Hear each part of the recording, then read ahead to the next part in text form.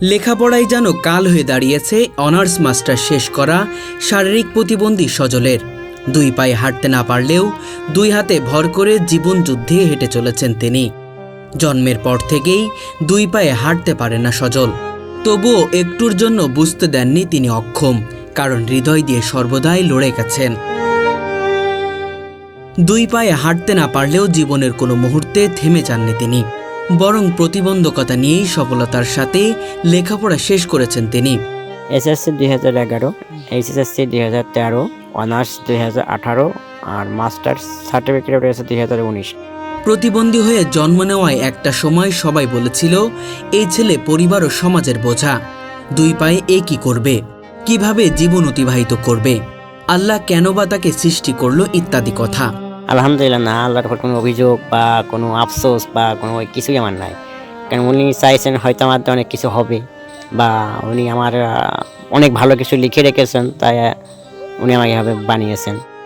ঠিক সেই সময় দৃঢ় সংকল্প করল সজল, আমি অসম্ভবকে সম্ভব করে দেখাবো, জীবন যুদ্ধেই আমি হার মানব না, আমি আর 5টা মানুষের মতো স্বাভাবিক জীবনযাপনের চেষ্টা করব।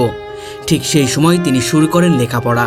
ও তো খুব কষ্ট করে এ পর্যন্ত এসছে, লেখাপড়া শিখেছে, হাল ছাড়িনি। তারপরে আপনার বন্ধু বান্ধবের সহযোগিতায় সে মাস্টার্স পাশ করেছে, কিন্তু দুর্ভাগ্যজনক তারা আজ পর্যন্ত চাকরির জন্য অনেক দরখাস্ত দিয়েছে, চাকরি বাকরি পাচ্ছে না। কয়টা মুরগি লালন পালন করে, কিন্তু ওই মুরগিতে পকেট খরচটাও হয়ে ওঠে না, কারণ সামান্য কয়েকটা মুরগি লালন পালন করে, যার পকেট খরচটা চেষ্টা করে এটা উঠানোর জন্য, কারণ মুরগির খাবার দেওয়ার জন্য তো সক্ষমতা, শারীরিক সুস্থতা থাকার দরকার, সেই অবস্থা তার নেই।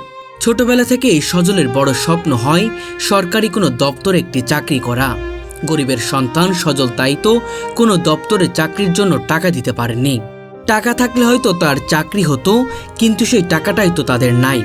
অনেক নিয়োগ দেবে, অনেক নিয়োগ দিচ্ছে, আমি অ্যাপ্লাই করছি, দেখা যাচ্ছে অনেক জায়গায় পরীক্ষা অনেক সিলেক্টেড হয়ে যায়, দেখলাম মেধা বাদ দিলাম, অর্থ লাগে, লোকবল লাগে, সেটা তো আমার নাই। আর বর্তমান বাজার তো এরকমই, আর আমার চাকরি তো আসলে বুঝে নিত যে এক বাংলাদেশে মেধার উপরে চাকরি খুব কমই আছে। ভেবেছিলেন একদিন বড় হয়ে মানুষের মতো মানুষ হয়ে লেখাপড়াটা শেষ করে সুন্দর একটি চাকরি করে পরিবারের মুখে হাসি ফোটাবেন। লেখাপড়া শেষ হয়েছে অবশ্য, কিন্তু লেখাপড়া শেষ হওয়ার পরে চাকরিটি হয়নি। কত চড়াই উতরাই পার করে তার লেখাপড়া শেষ করতে হয়েছে। স্বপ্ন তো মানুষের অনেক কিছুই থাকে, জীবনের স্বপ্নটা হচ্ছে যে কোন পড়ালেখা শেষ করা, এটাই হচ্ছে মূল স্বপ্ন ছিল। দ্বিতীয় স্বপ্ন যে আমার এটা ছোট্টখাটো কর্ম হবে।